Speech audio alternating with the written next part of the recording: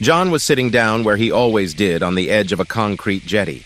It was abnormally long and stretched out onto an area of very deep water. He was enjoying his favorite beer, cold and refreshing. The waves were glassy and calm this evening. Moonlight danced off the little ripples and splashes.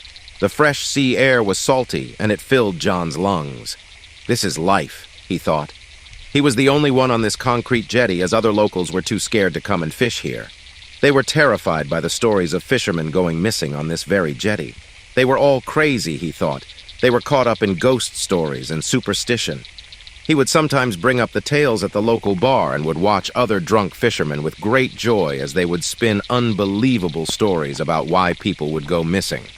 They had all sorts of crazy variations that he would chuckle at. There had been many fishermen that went missing, but John knew that most of them would fish and drink heavily. They most likely fell into the sea after slipping or had some similar accident.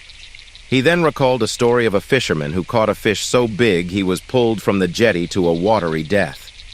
He began to chuckle again to himself, and it soon became full-blown laughter. He took another sip of his beer. It was still nice and cold. They named it the Cursed Jetty, and people who fished there on calm nights would never be seen again. The top of the beer can hissed and crackled as he opened another refreshing can. This was the best fishing spot, as no one would fish here. The fish were big and made amazing eating. He had had a few bites this evening, and the fishing wasn't as good as it normally was. John heard a big splash to the right side of him. There was something huge on that side. He could feel it. He furiously reeled in his line so he could recast it in the direction of the sound. He checked his bait, and it was still good. There was not even a single nibble on it. This is very strange, he thought as he recast off to the right. The tackle splashed as it hit the water and pulled the line down deep into the water. He felt a chilly wind that had just started to pick up, and it was crisp and refreshing. He felt a tug on the line, and it was something big.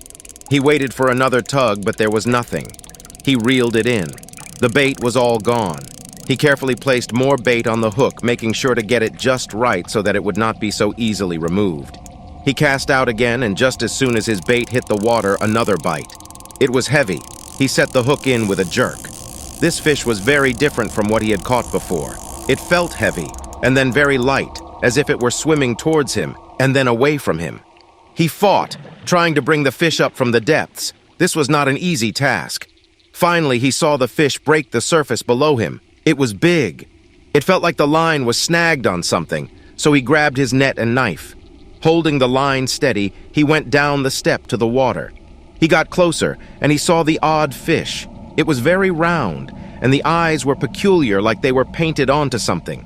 Its mouth was very smooth, with no teeth, like some sort of slimy sock puppet. The fish didn't seem real, even in this light.